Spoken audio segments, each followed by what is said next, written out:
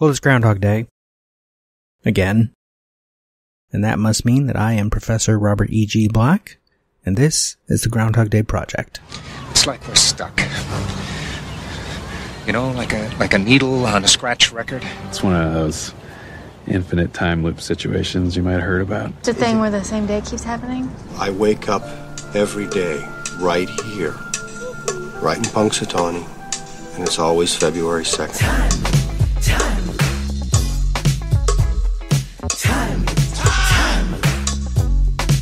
I promise to explain everything later, but I need you to trust me. Slow down! What are you, in a damn time loop or something? This week we're covering minute 8 of the film. We begin outside the Pennsylvanian hotel. Phil just said, "Great, I think this is one of the traits of a really good producer. Keep the talent happy." We are on Rita as minute 8 begins, mid-sentence, anything I can do.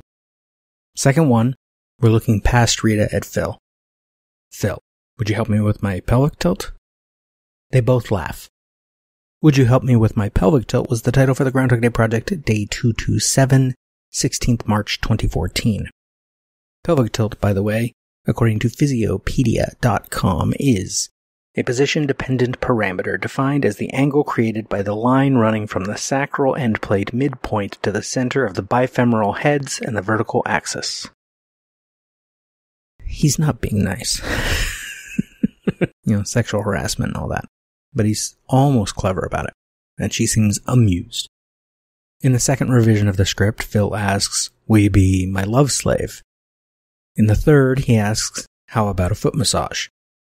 In the final revision, he says, "Talent needs a foot massage." Second 4, we're on Rita. She looks away, to our left, her right, then turns back toward Phil. Rita, within reason.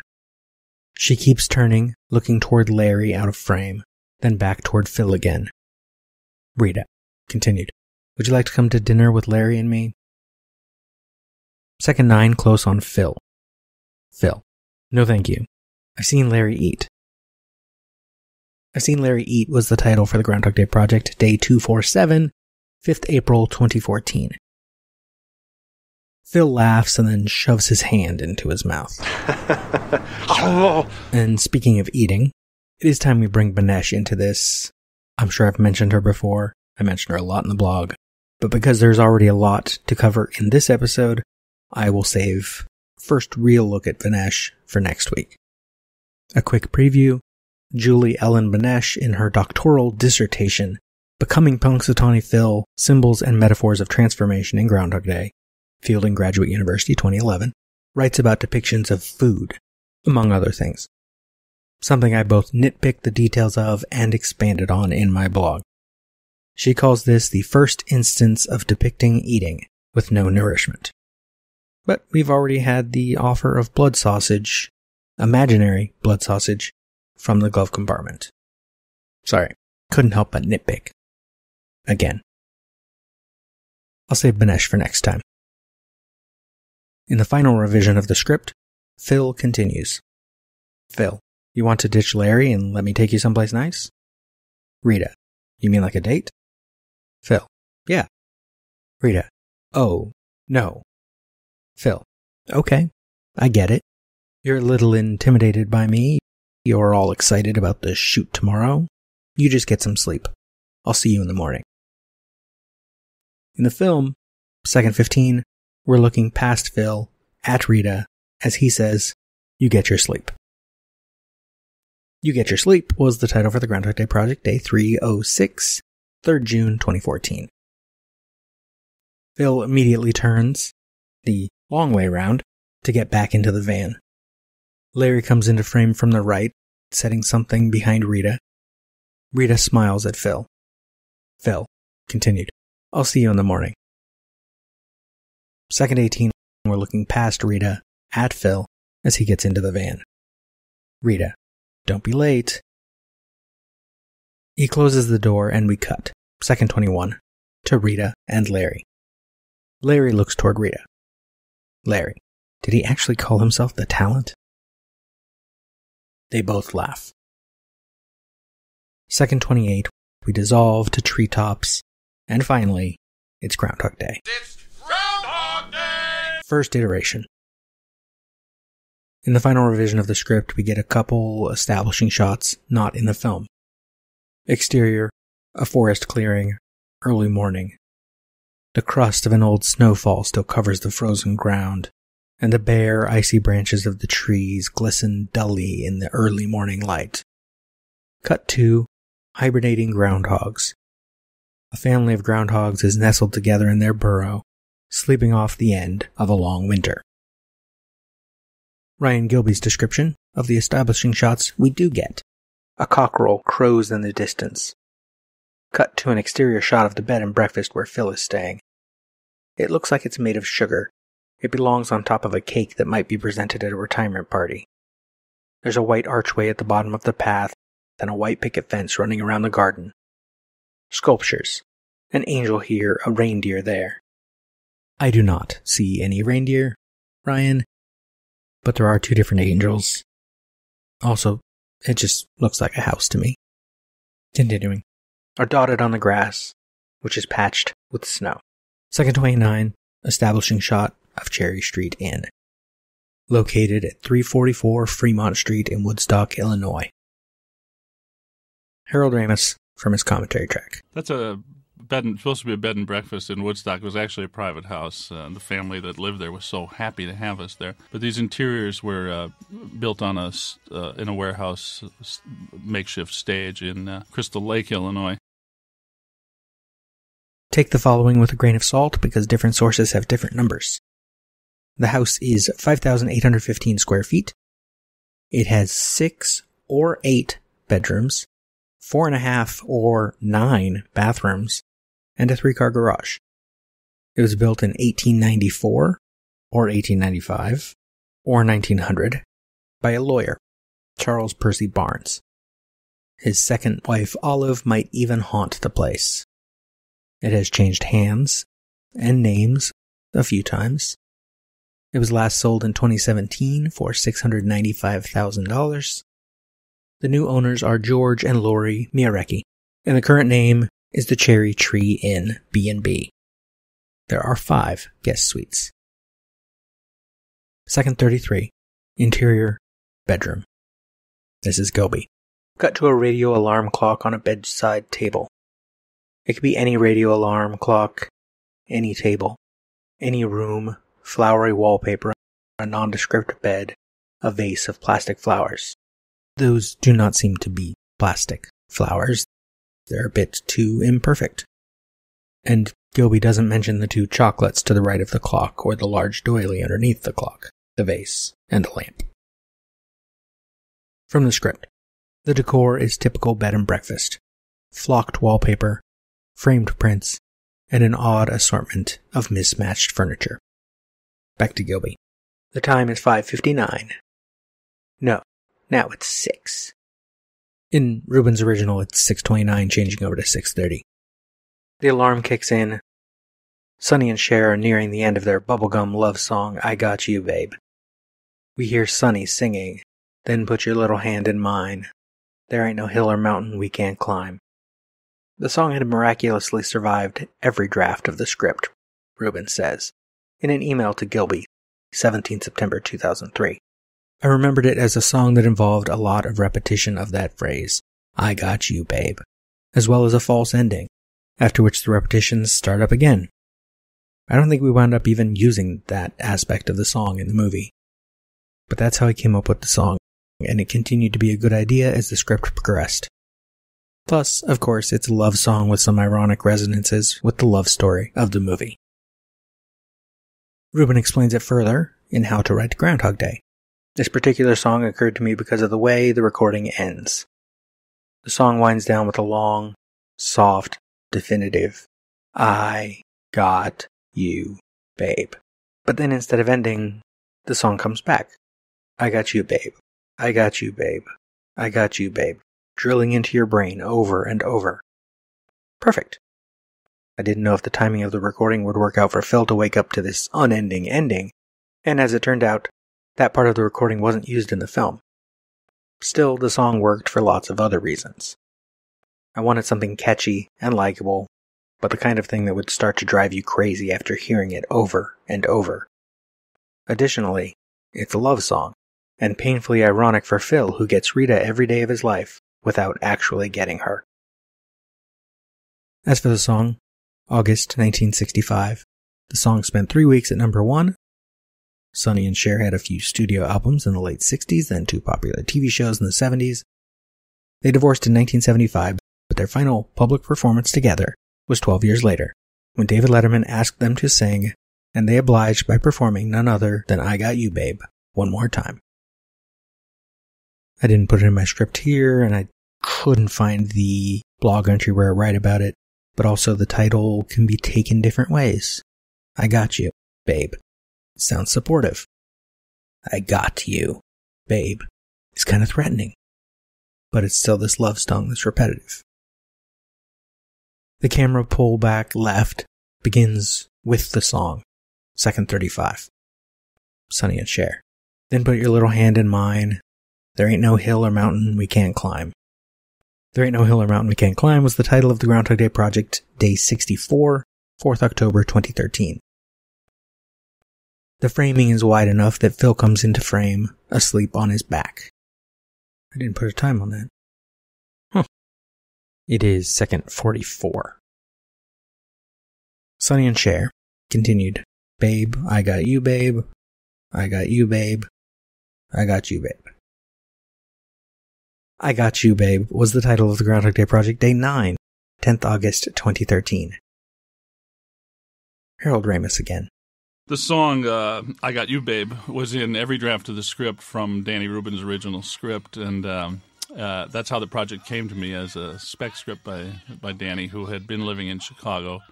And he's something of a Zen Buddhist, and the script really was very touching. At first I didn't want to read it when I just heard the premise. I thought it sounded kind of thin and formulaic, and then Trevor Albert, my producing partner, who's worked with me since 1978, he started as a production assistant on Caddyshack. He convinced me to read it. He said it's really much deeper, more spiritual, more touching than you could imagine. So I read it, and I really loved it. So I rewrote it by myself, and then polished it off with Danny Rubin, and we shared writing credit, and then we enlisted Bill, who seemed to connect pretty well with the material. And now back to Gilby. The camera pulls back slowly to the left. I got you, babe. And got has other meanings too. Oh, he's going to get into it. That's good. And got has other meanings too. Understood. Snared. Bamboozled. He's got you, babe. He's got you. The words sound sinister when they're repeated, but then that's pop songs for you. Every breath you take, every move you make, I'll be watching you. Ready or not, here I come. You can't hide. I'm gonna find you. Wait, what song is that? Phil opens his eyes as the inane DJ patter floods the song. Okay, campers, rise and shine, booms the voice. And don't forget your booties, because it's cold out there. For a long time, basically before I started my blog in 2013, I assumed these DJs' voices were Harold Ramis and Brian Doyle Murray. And I weren't the only one. I found a Reddit thread from 8 years ago where someone thought Murray was one of the DJ voices in addition to portraying Buster Green. They are instead Richard Henzel and Rob Riley. Richard Henzel was born 15th June 1949. He has 24 acting credits on IMDb, from an episode of 1979's TV series The Duke to 2 episodes of a podcast series, Trap Street, just this year. Rob Riley was born in Long Grove, Illinois, 6th April 1945. He also has 24 acting credits on IMDb, from 1980 TV movie Avery Schreiber Live from the Second City to a 2014 short film, In My Brother's Shoes. I had to double check in the blog to remember which voice was which, because I could not remember, and at the official Groundhog Day breakfast in Woodstock 2014, Henzel did both parts. Actually, at the breakfast he did both parts, but at the actual Groundhog ceremony, he and Danny Rubin did it together. An aside, I was sat at the table reserved for honored guests at the breakfast that morning, along with Michael Schulman, the guy who wrote The Peace and the Believer, The Accidental Swami, about me and Danny Rubin, 2 members of Woodstock's Inner Square Committee, Rick Balearis and Tony Casalino, the film's location manager, Bob Hudgens, and Richard Henzel and his wife, Jenny. I wrote the following: Groundhog Day Project Day 186, 3rd February 2014, OK Campers Rise and Shine, about my interactions with Henzel that morning. Henzel did the whole bit himself, both voices, when he was on stage at the official breakfast. He also did a pretty cool rendition of the Beatles' Come Together, playing mandolin and harmonica and singing. And he recited this speech from Love's Labour's Lost. When icicles hang by the wall, and Dick the shepherd blows his nail, and Tom bears logs into the hall, and milk comes frozen home in pail, and blood is nipped and ways be foul, then nightly sings the staring owl, to wit, to who, a merry note, while greasy Joan doth keel the pot, when all aloud the wind doth blow, and coughing drowns the parson's saw, and birds sit brooding in the snow, and Marion's nose looks red and raw, when roasted crabs hiss in the bowl, then nightly sings the staring owl, to wit, to who, a merry note, while greasy Joan doth keel the pot. But, stage performance aside, he and his wife Jenny were also seated at the same table as I was, or more accurately, I was seated at the same table as they were, reserved for honored guests, which I had apparently become. Yay, me. Richard had a few stories to tell. First, he told me he was linked to Woodstock well before the movie. After the Opera House was refurbished in 1978, he said, he did a one-man Mark Twain show on its stage. I'd learned later from Joan at the Blue Lotus Buddhist Temple that the likes of Orson Welles and Marlon Brando had also done summer stock there. Since Ramis calls Richard and the other DJ, Rob Riley, a couple of DJs from Chicago in his commentary, it hadn't occurred to me that Richard might be a serious actor. It was nice to learn otherwise. His next story was about how he was linked to Peggy Rader, who played Mary, the piano teacher, and Margaret James, who actually taught Bill Murray his piano stuff for the film. Circa 1986, Richard starred in Rap Master Ronnie with Peggy, she as Nancy, he as Ronnie, and Margaret James was the musical director. But, for the purposes of this blog, the best story was about doing his part for the movie. He had only 2 sheets of dialogue and had no idea how important the DJ bit was to the movie as a whole. In the room were Harold Ramis, Danny Rubin, a couple engineers, Rob Riley, and Richard. The first take, Richard and Rob spoke over each other, what we hear in the movie, and Ramis didn't like that.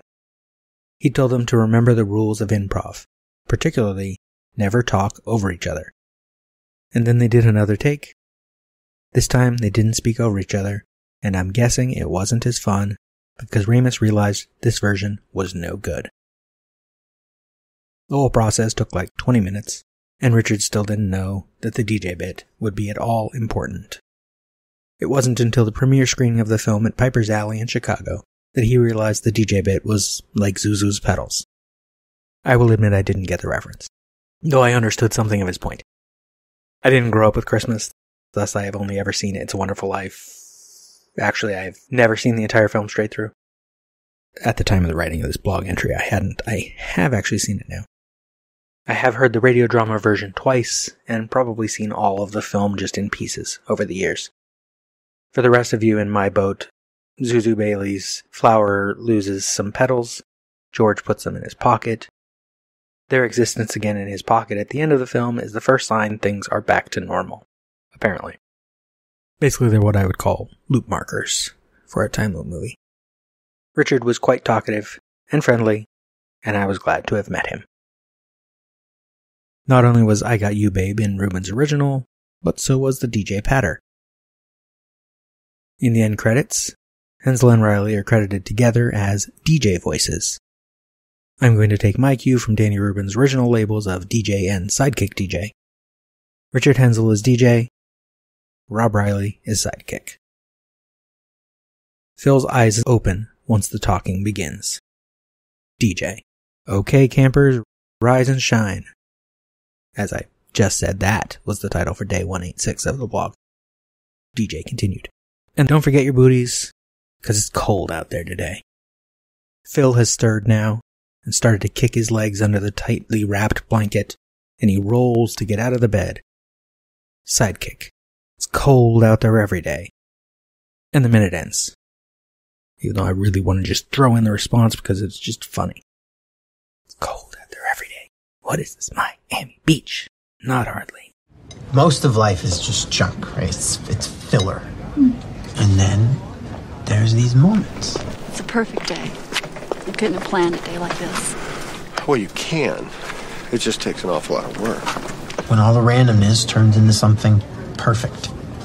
It's like life's dropping all the bullshit just for a second to show us how amazing it could be all the time if it wanted to. I don't know. I think maybe we're supposed to become like better people.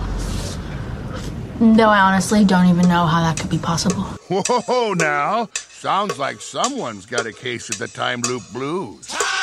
Ever think about it? We must miss so many of them. All those tiny perfect things are just poof, gone. Lost forever. But not today. You can make right what once went wrong. That is a disturbingly inspirational idea, Mark. I know, but what is this? Some kind of time loop like a gypsy curse? Is the universe giving us a cosmic test, or am I just going fucking crazy? Time.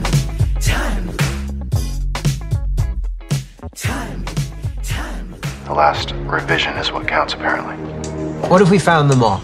All the perfect things in this one town, in this one day. We could collect them. Time loop of the week. Oh, it's a weird one. It's not strictly speaking a time loop movie. However, what it is a slasher film, which I have been watching a lot of in the past year, and will continue watching more, because I'm making an effort to try to watch all of them. As the host of Michael Myers Minute, I've even thought about bringing Michael Myers Minute back and doing a slasher film of the week segment, kind of like this. I don't know. It's also a bad movie, which goes with my bad movie of the week for the Room Minute. And though it's used poorly, just like everything else in this entire franchise that I'm about to talk about, it's also a time loop movie. Sort of. Which links to my thing for time loops. Were it good, this movie would be made for me. Because it's bad, it was absolutely made for me. The movie, by the way, is Ghost of Camp Blood, which is the, I want to say 7th/8th. And I don't mean it's the 7th or the 8th. I mean it's the 7th and the 8th movie in the Camp Blood franchise. It's an awful franchise. You shouldn't watch it unless you love bad movies and especially bad slasher films. But it started with 3 made by one guy, and then his third one kind of got lost and ignored, and someone else made a third one, and a fourth one, and a fifth one, and the fourth and the fifth are 2 of the worst movies I've ever seen. And then there was Camp Blood 666, which I don't even remember anything unique about that one. And I think Ghost of Camp Blood is technically Camp Blood 7. And then Children of Camp Blood is Camp Blood 8. But because it's 7 and there were 2 3s, it's actually the 8th movie, so it's confusing. Interrupting from editing because it's actually more confusing than I just said. Because in 1999 there was Camp Blood. In 2000 there was Camp Blood 2.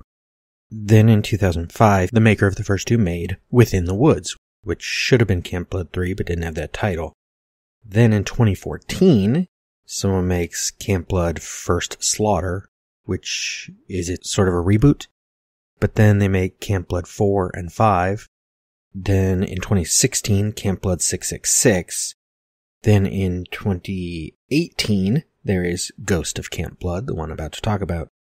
Followed in 2019 by a sort of a montage of previous footage, which so many of the movies are anyway, called Camp Blood Kills. Then in 2020, there is both Children of Camp Blood and Camp Blood 8 Revelations. In 2023, there's Camp Blood X Animated, which is an animated film, and Camp Blood 666 Part 2, Exorcism of the Clown. And then listed as 2024, I don't know if they're actually out yet, are Camp Blood 9, Bride of Blood, and Camp Blood Clown Shark. It's messy, it's confusing. But that's okay. All of the Camp Blood movies basically have the same plot, except for this one. Because most of it takes place in a building. It's a Mark Bologna movie, so it is shot cheap. Filmed in what seems like a college campus classroom building, but maybe on break, so no one's around. I'll read you my Letterboxd review because it tells you something about the movie. And then I'll get into how it uses time loops. My Letterboxd review, 30th September 2024. Somehow, the series continues to get worse. The only positive thing you might get from watching this entry is how to efficiently pad your runtime with footage from prior films, and how to fake, poorly, having a bigger filming location than you actually have by running up and down 2 hallways in multiple directions and sometimes clipping the footage as if it's not just 4 hallways, but like 8. Otherwise, this movie is shit.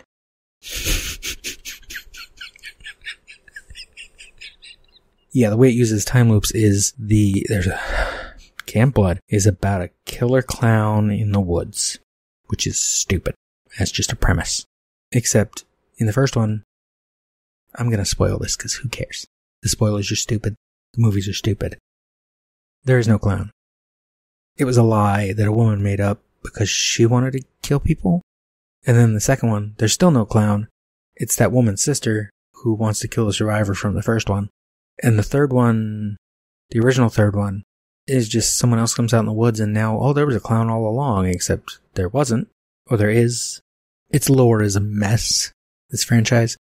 And by this time, they're operating on the assumption that there was a clown, it is dead, but they have the mask of that clown at this building, and that makes the ghost of this clown come back. So it's a camping horror franchise, except this episode takes place nowhere near the camp. It's like Jason Takes Manhattan, where it takes place on a boat and in Vancouver pretending to be Manhattan, rather than at camp, or at least the lake. It's arguably more interesting than some of the other movies in the franchise. Children of Camp Blood is the best one, because it at least has an interesting premise.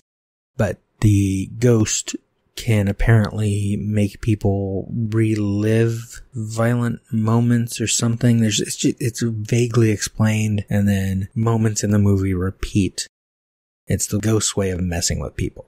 Time loop as a weapon, essentially, for a crappy horror film. Anyway, that's all for Minute 8. Next week, I'll talk to you about Julie Ellen Benesch and her doctoral dissertation on Groundhog Day. Knew you were gonna say that. This has been a production of Lemming Drops Studio. You can find links to more at lemmingdrops.com or join the Facebook group Lemming Drops Studio Tour. Also, you can support all my shows at patreon.com/lemmingdrops. What is wrong in the end which never comes? Or which comes again and again, laughing, like waves. Since the Big Bang set everything in motion, everything that happens in this universe has to be the way it is. Particles unfolding the way they're destined to. How do you sleep at night? You've never seen Groundhog Day? Yeah, you know Groundhog Day is not a documentary. Remember when Groundhog Day was just a movie?